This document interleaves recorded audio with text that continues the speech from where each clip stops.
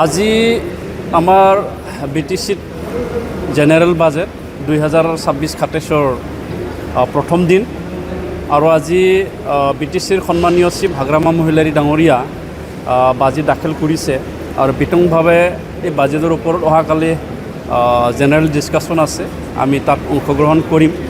আৰু আজি question hour সময়ত আমাৰ UPPL তৰফৰ পৰা আমাৰ সকলো MCLA কুৱেশ্যন দিছিলে।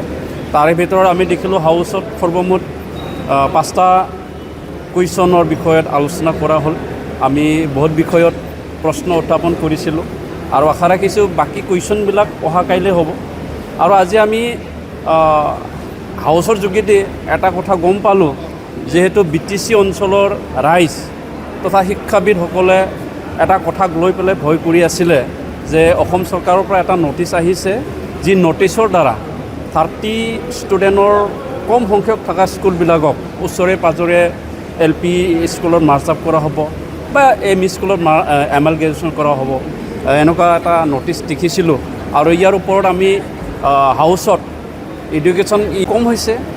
আগত আমাৰ প্ৰমোদ বড়ো ডাঙৰীয়াৰ নেতৃত্বত যি চৰকাৰ আছিলে UPPL BJP সময়ত আমি BTRৰ পপুলেশ্যনেই হওক বা আমাৰ উন্নয়নৰ কাৰণে পেকেজবিলাকেই হওক বা আমি যিখিনি বাজেট আমি লৈছিলোঁ, ইয়াতকৈ এইবাৰ হাফহে আহিছে। ইয়াত তেওঁলোকে কেনেকৈ কাম কৰিব এতিয়া তেওঁলোকৰ ওপৰত নিৰ্ভৰ কৰিব। অহাকালি যিহেতু জেনেৰেল ডিছকাশ্যন আছে, আমি বাজেট বুকখন আজি ষ্টাডি কৰি পেলাই অহাকালি আমি ৰাইজক বিতংভাৱে আমি জনাম।